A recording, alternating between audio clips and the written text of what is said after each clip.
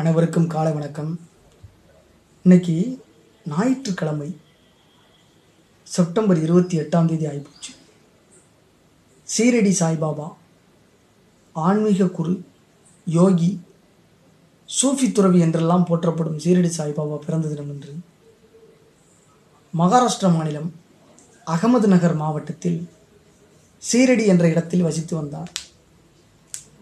இவரது பக்தர்கள் பலர் திரட்டிய தகவல்களிலிருந்து இவரது அவதார தினம் 1836 செப்டம்பர் 28 என தெரிகிறது. மகாராஷ்டிரா மாநிலம் அகமது நகர் மாவட்டத்தில் சீரடி என்ற இடத்தில் வசித்து வந்தார்.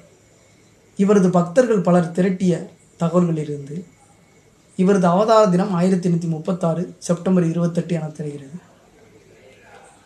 அந்த கிராமத்தில் இருந்த மிகவும் பழமையான மசூதி அருகே ஒரு வேப்ப மரத்தின் அடியில் 8 வயதில் தியானம் செய்து வந்தார்.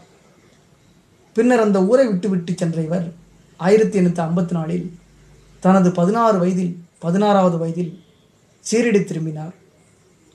இவரது ஒளி பொருந்திய தோற்றத்தை கண்ட மகால் சாபதி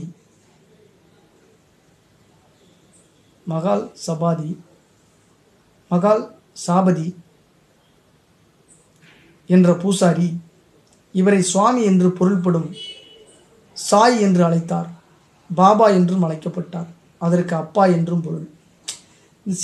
சீரடி சாய்பாபா என்ன ஒரு பிஹேவியரில் இருந்தாரோ, ஆட்டிடியூடில் இருந்தாரோ, மனநிலையில், மனோபாவத்தில், அதே மாதிரி தான் ராஜாராம் மோகன் ராயும் இருப்பார். அவரும் ஒரு பூசாரி தான். ரைட். இவரை சுவாமி என்று பொருள்படும் சாய் என்று அழைத்தார். அந்த மகால் சாபதி பாபா என்றும் அழைக்கப்பட்டார். அதற்கு அப்பா என்று பொருள். இந்த இரண்டும் சேர்ந்து சாய்பாபா என்ற பெயரை நிலைத்துவிட்டது. சிறுவயதில் முஸ்லிம் பெரியவர் ஒருவர் இவரை வளர்த்து வந்ததாக கூறப்படுகிறது. இவரது மறைவுக்கு பின் தீவிர பக்தரும் மகா ஞானியுமான கோபால் ராவ் தேஷ்முக் என்பவரிடம் வந்து சேர்ந்தார். இருவருக்கும் இடையே குரு சிஷ்ய உறவு வளர்ந்தது. குரு தன் மறைவுக்கு முன் சகலவிதமான சக்தியையும் இவருக்கு அளித்துவிட்டு சென்றதாகவும் கூறப்படுகிறது. பக்தர்கள் பலர் உருவானார்கள். பல ஆண்டுகள் சீரடியில் ஒரு யோகியைப் போலவே வாழ்ந்து வந்தார். பிச்சை எடுத்தே சாப்பிட்டார். இந்து முஸ்லிம்களிடையே நட்பை வளர்த்தார். இரு மதங்களுக்கும் இடையே அடிப்படை ஒற்றுமை மற்றும் வேற்றுமைகளை எடுத்துச் சொல்லி உணர்வை போக்கினார். இதெல்லாம் பேசி வேற்றுமை உணர்வை போக்கியிருக்கிறார்.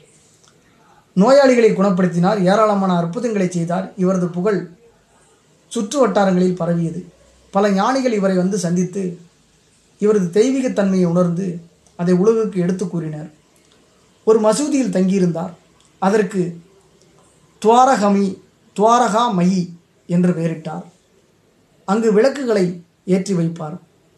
ஒரு முறை இவரது ஆற்றலை சோதிக்க எண்ணிய எண்ணெய் வியாபாரி எண்ணெய் தர மறுத்தான்.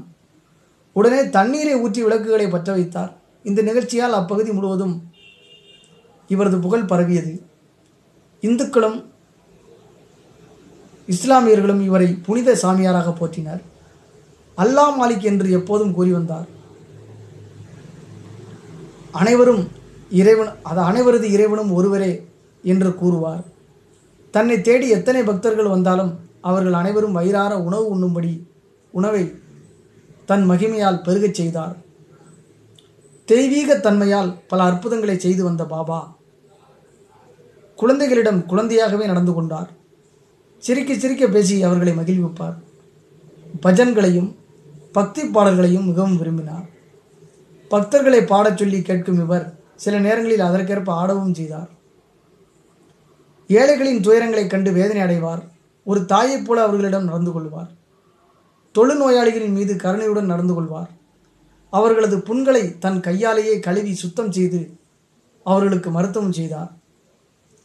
பல்வேறு சாஸ்திரங்களை கற்று உணர்ந்தவர். பகவத்கீதை, குரான் ஆகியவற்றுக்கு மிக அற்புதமான விளக்கங்களை அளித்து ஆச்சரியத்தில் ஆழ்த்தினார். மதங்களை கடந்து நின்றவர். நம்பிக்கை மற்றும் பொறுமை இரண்டையும் போதித்தார். சாய்பாபா 1918 82வது வயதில் ஸ்தூல உடலை விட்டு பிரிந்தார். சீரடியில் இவர் சமாதி அடைந்த இடம் லட்சக்கணக்கானவர்கள் வழிபடும் புண்ணிய தலமாக விளங்குகிறது. நன்றி, வணக்கம்.